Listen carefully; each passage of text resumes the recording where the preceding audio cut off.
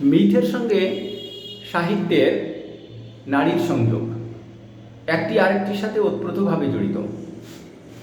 কারণ সাহিত্য হচ্ছে reflection of life, the relationship of life and the world.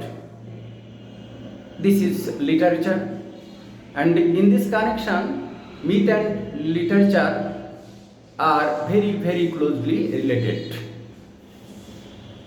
And in different literature of the world, in English, in Bengali, or in other language, or the literature of different countries, there are so much use of myth. অর্থাৎ মিথের ব্যবহারটা সাহিত্যের সাথে ওতপ্রোতভাবে জড়িত। সাহিত্যের একটি অত্যন্ত শক্তিশালী উৎস হচ্ছে মিথ। এই মিথের মধ্য দিয়ে আসলে জীবনের সাথে জগতের যে একটি সম্পর্ক, সেই সম্পর্কের আলোকেই যে জীবনের প্রতিফলন ভাষার মধ্য দিয়ে উঠে আসে, সেটি তো সাহিত্য। তো আমরা এই মিথের ব্যবহার পৃথিবীর বিভিন্ন ভাষায়, বিভিন্ন দেশে, বিভিন্ন জাতির গোষ্ঠীর মধ্যে, বিভিন্ন সাহিত্যের মধ্যেই আমরা সেটি দেখতে পাই।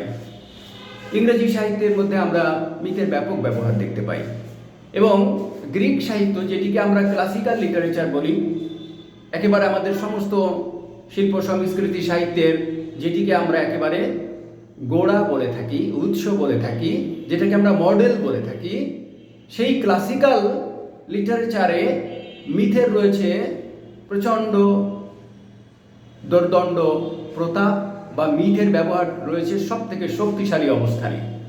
আমাদের বাংলা সাহিত্যেও আমরা মিথের ব্যবহার দেখতে পাই। যেমন আমাদের নদের চাঁদ, এই যে কাহিনীটি, এই কাহিনীর মধ্যেও কিন্তু আমরা মিথের ব্যবহার দেখতে পাই। কারণ মিথ হচ্ছে আসলে traditional story, specially one concerning the early history of A people or explaining some natural or social phenomena and typically involving supernatural beings or events.